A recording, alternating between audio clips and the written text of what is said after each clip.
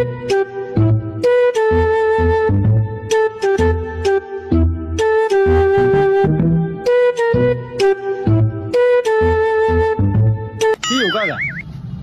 কোনে যান এত তাড়াহুড়া করি